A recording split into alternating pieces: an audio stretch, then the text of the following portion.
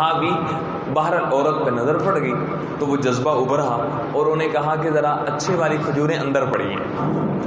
تو وہ اندر جو ہی عورت داخل ہوئی تو بہرحال انسان ہونے کے ناطے، بشر ہونے کے ناطے معصوم نہیں ہے، تو جذبات ابھرے اور اس کو اس کے ہاتھ پہ بوسہ دے دیا اور ایسے اس کو چمٹ گئے. بہرحال ایک لمحے کے لیے فوراً ادھر سے، چونکہ مسلمان عورت تھی تو آگے سے اس عورت نے اتق اللہ اتق اللہ، ارے اللہ کے بندے، اللہ سے ڈر، اللہ سے ڈر، بس یہ لفظ سننے تھے. انسان ہے نا کہ وہ خواہش ابری ایک لمحے کے لیے، لیکن جو ہی خیال آیا اللہ سے ڈر تو فوراً وہاں سے ہٹے، اس سے آگے کوئی گناہ نہیں ہوا. اور اس کے بعد پھر وہ سر پہ مٹی ڈالتے ڈالتے حضور کی مجلس میں پہنچے. ہے اللہ کے رسول گناہ ہو گیا، ہے اللہ کے رسول گناہ ہو گیا، مجھ سے گناہ ہو گیا. خیر آپ علیہ السلام کی مجلس میں اپنے گناہ کا ذکر کیا تو درمیان میں نماز کا وقت ہو گیا. آپ علیہ السلام نے نماز پڑھائی.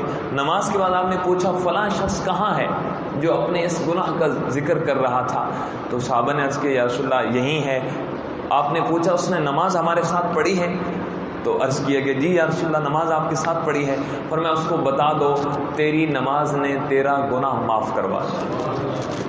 ہاں تیری نماز نے تیرا گناہ معاف کروا دی. وہ کیا کریم رب ہے جی. ایک جگہ فرمایا نا قرآن مجید میں وما اصابکم من مصیبت فبما کسبت ایدیکم، میرے بندو جو بھی مصیبت، پریشانی، حال، بیماری، مہنگائی، جو بھی تم پہ حال آتا ہے تمہارے اپنے ہاتھوں کی کمائی ہے. آگے فرمایا وَيَعْفُو عَنْ كَثِيرٍ، ارے میرے بندے تیرے اکثر گناہ تو میں اپنی رحمت سے معاف کر دیتا ہوں، چھوٹی چھوٹی نیکیوں سے معاف کر دیتا ہوں. ایک ایک گناہ پہ پکڑنے پہ آؤں تو زمین پہ ایک چرنے پھرنے والا ایک چوپایا بھی زمین پہ باقی نہ بچے.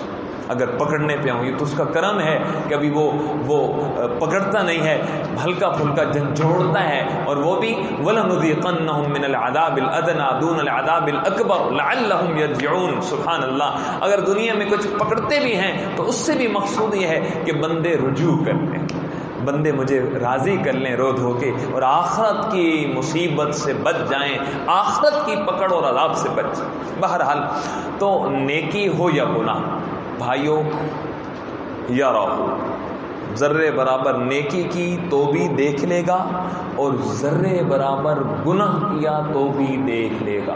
جب یہ آیت صورت مبارکہ اتری تو صحابہ میں بڑا نام ہے حضرت ابو ذر، بڑے فقیر ملنگ صحابی تھے.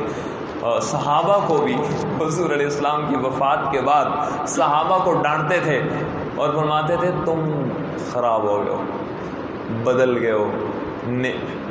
حضور علیہ السلام کی زندگی میں جو تمہارے یہاں سادگی تھی وہ نہیں رہی، تم دنیا میں لگ گئے ہو. حتیٰ کہ اتنے فتوے لگاتے تھے کہ حضرت عمر رضی اللہ عنہ نے ان کو مدینے سے شفٹ کر دیا تھا. او میاں جی تو کتنے سیر دی رہے جی، یعنی بہت زیادہ آخرت کا استحضار. اور بہرحال تو فرماتے تھے کفانی ذرتان کفانی ذرتان. جب یہ آیتیں دو آیتیں اتری تو فرماتے تھے میرے لیے 2 ذرے کافی ہو گئے، میرے لیے 2 ذرے کافی ہو گئے. یعنی میری زندگی کو بدلنے کے لیے یہ 2 آیتیں ہی کافی ہیں.